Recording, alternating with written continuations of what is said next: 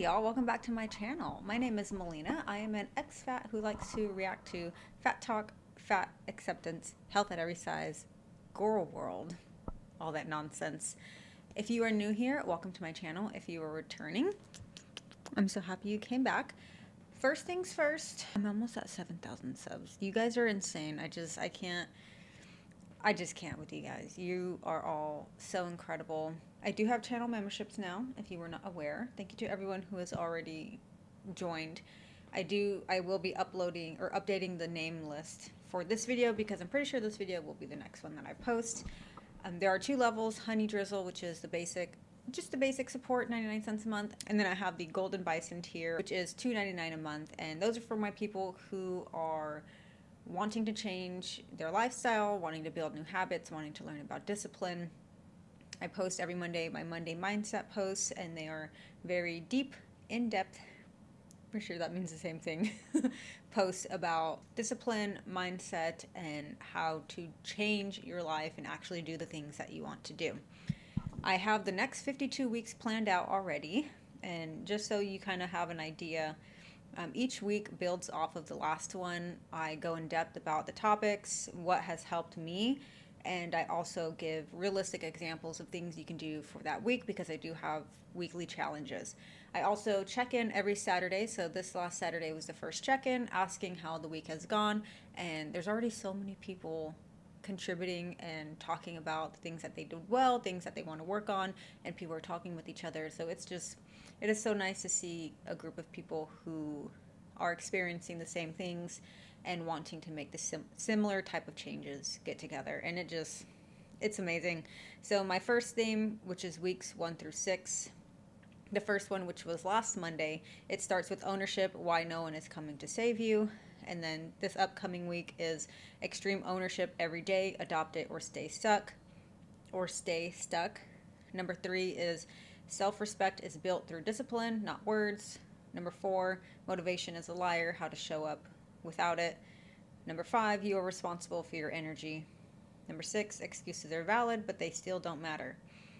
And then theme 2, I won't go over all of them because there's 52 of them, but just so you can see how they build on top of each other. The second theme is building unbreakable discipline. So this is week 7 through 12. Habits, not hype, create transformation. So 7th week is why small wins matter more than big moves. Number 8, the compound effect is always working, good or bad. Number 9, discipline over feelings, how to win on bad days. So that's just an example. I'm putting my heart and soul into this because I truly want to see people get to the other side. I know how badly it sucks to be in a position where you don't feel good about yourself. You're not keeping your word to yourself. You're doing things that make you feel bad emotionally and physically. I get it. I've been there, and there is a way out. And as long as I can help people get to the other side and provide tips and tricks, I'm happy. That's all I want to do. I think, yeah, that's pretty much it. With that being said, this video was suggested by one of my subscribers. I tried to find the comment, but I couldn't. I'm sorry. So if that was you, thank you. I have not watched this video. I opened it up to see what it was, and it is very similar to the Fit versus Fat Woman Jubilee one that I did a few weeks ago. This one is even longer. This one is 1 hour and 30 minutes long, which means my video is going to be way, way longer. Again, I have not watched this. I am going to do how I did it last time. It looks like they're holding signs with a thumbs up, thumbs down, perhaps like indicating that they agree or disagree. I'm going to do what I did last time, and whatever the prompt is, I will answer it, and then I'll let them talk, respond to some of theirs, and then maybe I'll change my mind on some, maybe I will not. But again, this will be a long one, so get your drinks, get your snacks. I have my water, I have my sparkling tea. One of the adopters, because I foster cats, and one of the adopters gave us these wine glasses. You can't buy love, but you can rescue it. So it's very sweet. That is peach something. I don't remember. But yeah, all right. We're gonna get into it.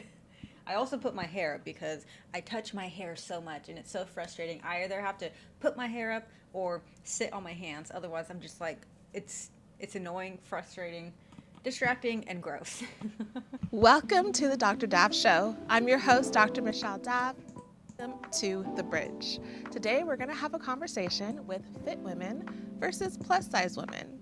In a world where body image and beauty standards are constantly debated, the conversation around fitness and size has never And just so everyone's aware, if this is your first time viewing any of my videos, excellent choice. No.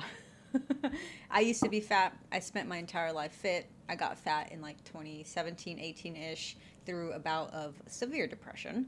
And I lost all the weight. It was at minimum 40 pounds. It was definitely more than that. Back in 2020 during COVID, got skinny and then started lifting, got muscular, and now I look the way I do now. been more relevant. With that being said, because I do have experience being in an obese body, and that's another thing. Some people have commented saying you weren't obese. Yes, I was. I am 4'11". I am very short. I was at minimum 150 pounds. That is categorically obese. I was obese. Yes, I was. Today, we bring together two groups with different perspectives to discuss fitness, health, confidence, beauty standards, societal expectations, and self-love. Is being fit always about discipline? Can you be plus size and still be healthy? And how do these identities shape the way women are perceived and treated? In this episode, we explore the truths, challenges, and misconceptions on both sides, seeking to build a bridge in a conversation that goes beyond the scale. I'm your host, Dr. Michelle Dav. Let's get into it. And the first prompt is, your physique is in your control. Yes. I'll do the thumbs up or thumbs down like they do. Your physique is 100% in your control. Even people who have disabilities or they're missing limbs, of course, it's exceptionally harder for them. But I follow a few people that have missing limbs and they are still in the gym. They're still in the gym. They can't control, that limb that's lost, but they have control over other things. And I think that is extremely powerful.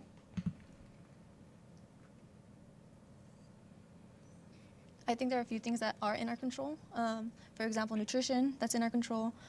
Stress management, sleep, recovery, things like that, that's in our control. I would say the only thing that's not in our control is our genetics, our hormones, which play a huge part for females, and our environment. I mean, environment can be in control a little bit, but it really depends. Yeah, how you grew up is not in your control. Being able to look back on the things that you grew up around, for example, something for me that I had to beat out of my own head was when I was growing up, we always had dessert after dinner, no matter what. And it was always like, what are those ice creams, like the dipped ice creams with the almonds on it? I forgot what they're called, but every single night. So as I grew up, that's what I did. Dessert after eating, even if I wasn't hungry, even if I wasn't craving it, because that's just how I grew up. Things like that you can't control in your environment, but you can grow up and realize, oh, I don't have to do that. On the environment. I agree. Also having like a stable state of mind, at least for people who are overweight, at least in my life, it's very hard to, how can I explain this? Have my brain in the same set that I want to have my heart. So there's times that I'm really stressed out and I tend Oh, both of these women were on the last one. Her in the red and then also in the purple. to do things that are not healthy for me. And that comes even from not working out to sleeping in to avoiding exercise. And it's not healthy. So I think a lot of factors can contribute to you being overweight. It doesn't just necessarily have to do with nutrition and food, but it is a good point to have a good nutrition system around you, even family-wise, Going off that, I think access and knowledge is a huge thing too. The thing with knowledge is the vast majority of people have access to basically the world in their pocket. The knowledge, the information is there. It's just how you are going to take it in and apply it to yourself. The information is there. It is very easy to access. Yes, there's a lot of things that contradict each other, but overall, the overall themes are readily available to you. Do you live somewhere where access to more nutritious and healthy foods isn't as accessible? And then also the environment that you grow up in, what? They use that excuse so often. I think I looked this up last time. How Americans are in a food desert? 13% of the U.S. population. So for that 13%, sure, I will 100% hear you out if you are in an actual food desert. But for the rest of you, stop using that as an excuse. How many people are obese? Obesity rates in America.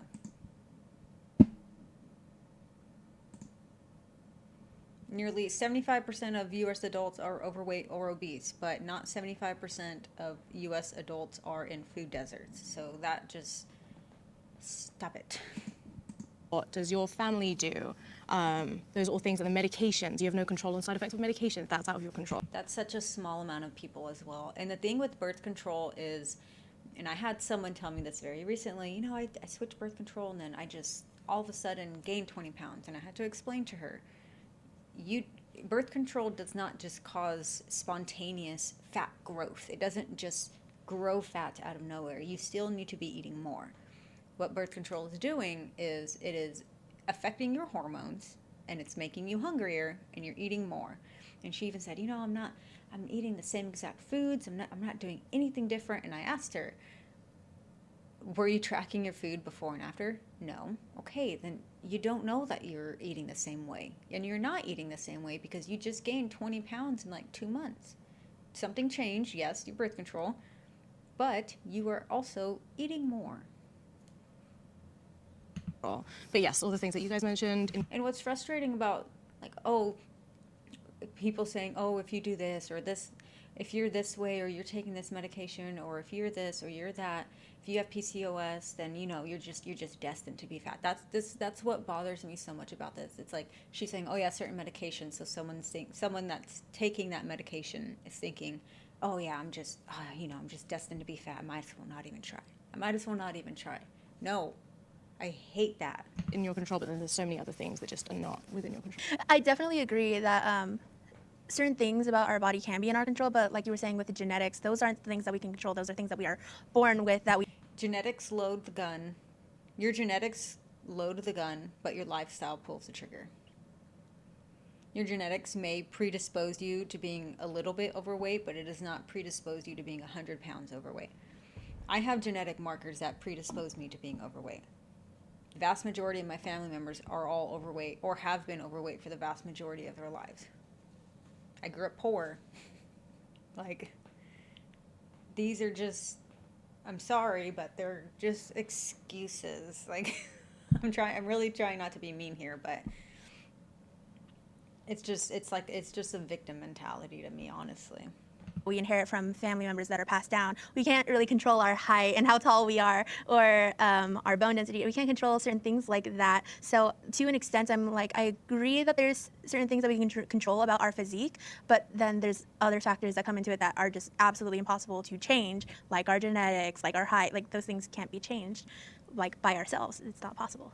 I wanted to just say, I kind of agree in the sense that like there are things that might arise that like we don't like where it affects how we can control our things. Like for example, if you're going through depression, I experienced depression in college where like you said, I literally couldn't get up out of bed. Like I had no motivation to cook. Like I would go eat fast food because it would give me like kind of like a rush where I was, feeling good, but in reality, I know it's causing more harm to me. And now, and coming from someone who experienced that to the T, it is still your responsibility. It's still your responsibility to figure it out. I know it's hard. I know it's debilitating. I know it's hard to get out of bed sometimes, but you gotta do it. You gotta do something. You gotta figure it out. Like, you have to, otherwise what? Like, you can't just self-delete like that. No, you have to stay here. We want you to stay here. since I think like October, I've been working out. I lost 50 pounds and I've just been on a good kick, a good journey, but I have the time. I have like a local like yoga studio where I clean and they give me free classes, and I know not everybody has that access, and I can only... You don't need access to a gym to lose weight. I think I've said this so many times. When I lost my weight in 2020, the only exercise I did was walking around the neighborhood because the gyms were closed for COVID, and I lost 40 plus pounds. this is not an excuse at all. You do not need a gym membership. Should you work out in general? Yes, absolutely, 1000%. I'm not saying don't work out. There's a myriad of reasons why you should work out. Number one being mental health. Imagine if I was a mother, how hard it would be to be able to do all that stuff. But yeah, like I sometimes feel like I don't even have time in the day to take care of all the things that I need to take care of. So like I can only imagine. I will say for people who have children, that is an excellent reason. I still don't think it's an excuse. Granted, I am talking from a place of privilege where I don't have children, but I do know women who still go to the gym, they still meal prep, and they still feed their kids home cooked meals while working full time. One of them, two of them are actually both single moms. So it is possible. I just think you make time for what is important to you. And also, let me see your screen time. Open up your screen time on your phone, and then I can tell you where you can squeeze in some meal prep. Being a mother of like 1, 2, 3, and having like to make the time to care for yourself. Like sometimes you won't even have that time. And also consider what you're trying to lose weight for. Is it healthy, or is it because you feel like you need to look better? Consider. Both of those reasons are perfectly fine, by the way. If you want to lose weight because you want to look better, there is nothing wrong with that. You don't need qualifiers for wanting to lose weight. Sure, you should do it for healthy reasons, of course. However, my most recent fat loss phase was strictly for aesthetics.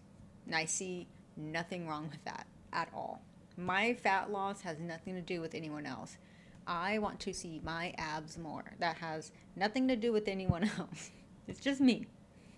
What is the reason why you're trying to lose weight? I want to lose weight to stay healthy, not necessarily to stay in a body that I'm probably not going to be happy, because I've been thin before, and there was certain treatments that I got different, but in person, in my inside, I felt very different, and I was more happier. I feel like this is a cope for her because I don't want to sound mean. I don't. I really don't. I think she's saying this because she can't get into a fit body and stay there. That's just what I believe, because she's been on a show like this before and she looks the exact same way. I don't know if she's actually been thin before, because if you guys remember, she said that she's been obese since she was a child. So I don't know, maybe she lost some weight. And also, so here's thin, here's obese, or morbidly obese, because that's what she is. There's a huge gray area right here. There's fit, there's lean, there's muscular. You don't have to just be thin or obese. You don't. Not saying that I'm fat. I'm not trying to make unhealthy living a good thing, but I was happier because I didn't have to fit a certain size. And now I'm just working on staying healthy and making sure that it's going to work for me, and I'm going to spread that positivity to everybody else who's trying to lose weight as well. Thank you. You said that you were thin at some point. Mm-hmm. What contributed to the weight gain? I was drinking a lot. I was drinking, and also I do smoke. And back in the day, I didn't understand it. I didn't want to accept it, that being intoxicated was driving me to overeat. Oh, yeah. Oh, yeah. I am someone, I don't want to say I have an issue. I have had an issue with alcohol in the past, and whew,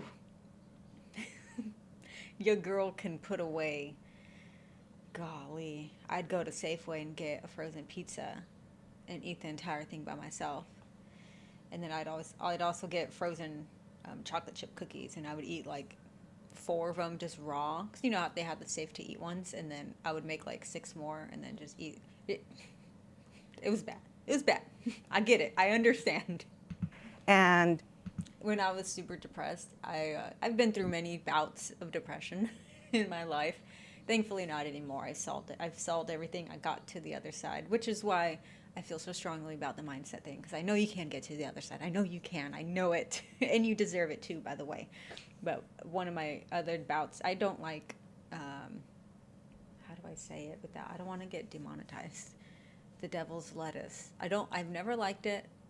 I don't care what other people do. It doesn't make me feel good. Like, I do it and I'm like, oh, I don't like this.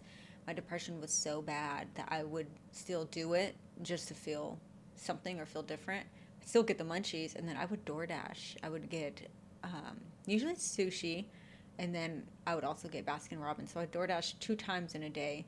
And by the way, I was severely in debt. Like, that's a whole other story. My financial history is also insane. I'm 1,000% better now and on the right track for retirement. But your girl's been through it. I'm telling you.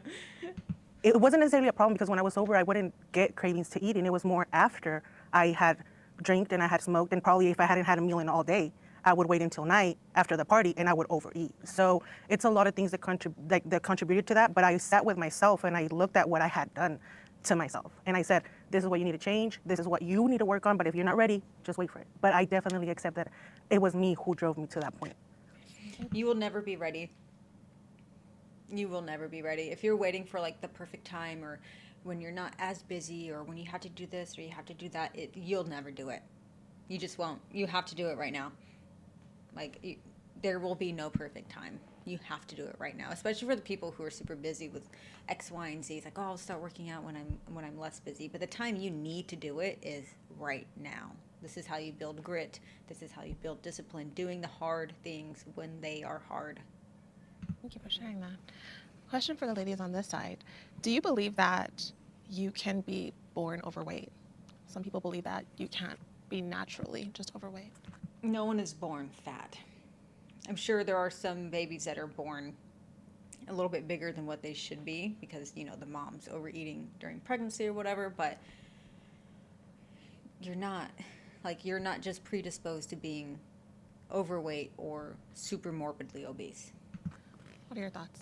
I do believe that you're with genetics. You can be born with a certain amount of, I don't want to say fat cells, but kind of sort of in a way, So genetics will play a small role in that.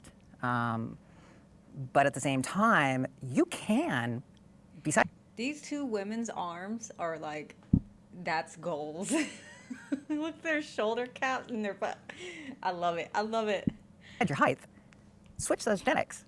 You can do things to help prevent whatever genetically your disposition is to that particular, whatever that is.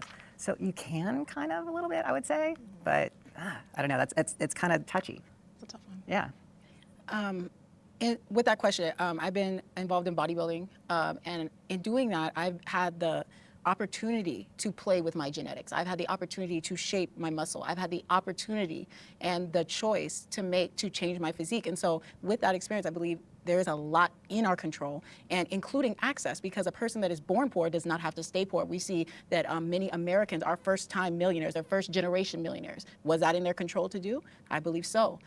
So with the physique in bodybuilding, I truly believe that the things that you tell yourself and the thoughts you have about yourself and what you can achieve in life will genuinely come true. Of course, I'm not saying like ridiculous things, but if you are walking around the world knowing that you can do amazing things and you have the capability and you have the talents and you do things to actually do it, you can achieve incredible things. I'll use myself as an example just for fitness stuff. When I was fat back then, and if you would have told me I was doing anything that I'm doing right now, the lifting, the trail running, I'm going to start training for an Ironman next year. Like, it's a thing. It's already in the works. If you would have told me that, I would have laughed in your face. But no, just day by day, month by month, year by year, I'm doing these things. I'm like, oh, I can actually do this. Holy crap. Like, okay. I signed up for my first 10K. Did that in February? I'm looking here because I have all my little medallions and my things up here. You can probably actually see it. Let me see. Yeah, I have them right there. I don't know where else to put them, so they go there for now. Oh, you can kind of see. Okay, side note, I am not good at, interior design, like, at all. And this is why I don't record from right here, because this is, it's really not much to look at there. So if you guys can suggest what I should do on this wall back here, because I would like to put my camera there, but I mean, that's why I put you guys right here, so you can at least see something pretty, which is my PC. Oh my gosh, do you guys ever, I'm sorry, I'm getting so sidetracked. Do you guys ever get like overstimulated and then you want to get rid of literally everything? I was like, not freaking out earlier, but I was like, I need to clean, I need to get rid of everything. So now my desk is just like, I only have a couple little things right there. And then, can you see, like right over here, just a couple little things. Because I was like, this stuff has got to go. It needs to go. But yeah, if you would have told me I would have been doing all these races, signing up for a 12-hour endurance race, I would have laughed in your face. But no, I believed in myself, and I took the steps I needed to take to train and do the things I needed to do, and guess what? I'm doing it. You are learning, okay, what are my genetic limitations, but what is under my control? So you're not comparing yourself to another athlete and figure. You're going with your division, and you're building based on that division and what your body can do in that division. And I believe that kind of taught me a lot of your physique is in your control, and the things that are outside of your control is kind of like in life. You're not going to worry about that. You're just going to do with what you have in your control. And if someone is born into a family where everyone is overweight, everyone has an unhealthy lifestyle, they are more likely scientifically, psychologically to carry on. It's the nature versus nurture. So really, they aren't necessarily born overweight, but they're cultured to be overweight. And then the genetic predisposition that they have with diet and exercise have been shown to change. That sugar is a main culprit in obesity. It is a main culprit in deregulating hormones and bringing a lot of mental health issues to exasperating them, to making it worse. ADHD, there's so many studies on that. So I just feel like the things about putting sugar in your mouth, that's under your control. Yeah, I like her. I like her a lot. agree with that. Just because you are in that position or you were raised in a household where maybe they didn't have a healthy lifestyle doesn't mean you have to follow it. So yes and no. Yeah, I don't know about genetics when you're initially born, but it's the habits of the lifestyle that you were born into, but there is also such thing as epigenetics, which is where you're not changing your DNA, but you're changing like the way that your genes are like perceived. Basically, the example I always give is there's a picture of my mum, my sister, and myself. And my mum and my sister's legs are like very, very slim genetically as like an Asian family. We're all very small. But I've grown my muscles to a point where my legs are like 3 times the size of my rest of my family's. Yeah, because that was in your control. You are able to go to the gym and lift. You're able to eat in a surplus to gain muscle. That's all in your control. If you wanted slim, slender legs, you can also do that too. You just need to be in a calorie deficit and maybe not train as hard. You know? There we go. I think, is that good? You know, but that's because I was in a place where I had the time, I had the resources, I had the knowledge to be able to do all of those things, and I wanted to do that for myself. But also that's not always a want for everyone either, to differ from what they are genetically given. Well, if they don't want to change, then they don't have a right to complain about how they look or the position that they are in, like financially. If you don't want to do the work, then you have zero right to complain. And when you have children, I don't know if you do, but if you decide to, your children will probably take on the body type of what you're naturally built to look like genetically, right? Or will it be what you have now done to your body? Do you think that would play a factor? I think that's the epigenetic side of things, where it does alter things slightly, plus then the lifestyle that I have compared to. But yeah, I don't know, it'll be interesting to read more into that for sure. Thank you for sharing that. And ladies on this side, have you ever struggled with weight loss despite putting in effort? Absolutely. I think all of us up here can relate to that in one way or the other. And interesting, because I heard from the other side that you were a bodybuilder and you were able to change the way that your body displays and kind of break out of that mold. And as you were saying that, I was thinking, at what cost? Because that's a full-time job. No, it's not. I think she's going to the extreme of actual bodybuilding. Yes, actual legit bodybuilding is kind of like a full-time job. I know 2 different people right now who are in prep and they have actual full-time jobs and partners, and both of them are actually in school. So it's not like a full-time job, but being fit and healthy, if you're her size, you should be making it your full-time job because it will kill you.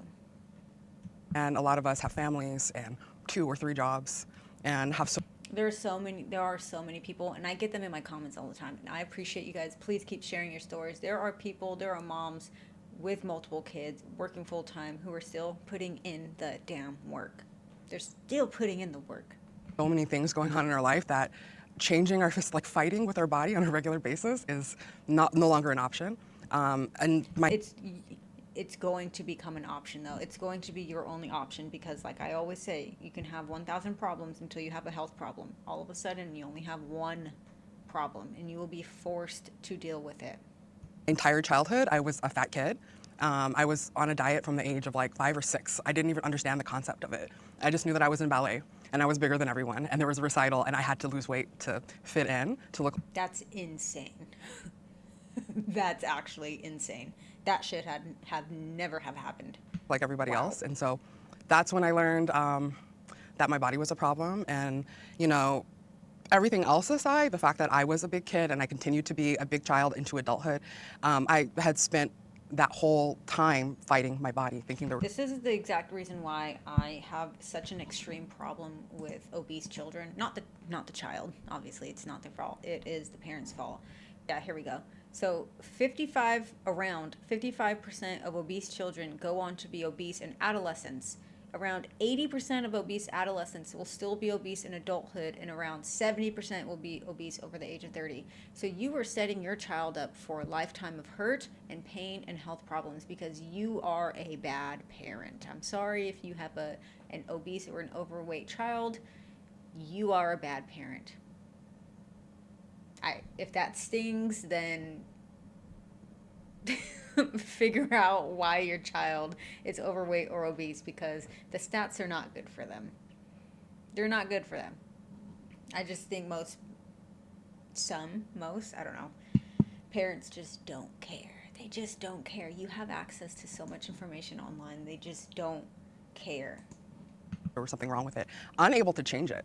Nothing that I did was able to change it. And so as an adult, coming into my own and realizing I can pursue health, I can pursue exercise, I can pursue the things that make me feel good, but my battle with my body is done. I don't have it in me anymore, and I want to spend my time on things that actually matter in my life. And I think that I can pursue my life goals without I think your health should be the number one thing that matters to you in your life. also trying to pursue thinness. That's really unattainable for me. Again, it doesn't have to be thin or obese.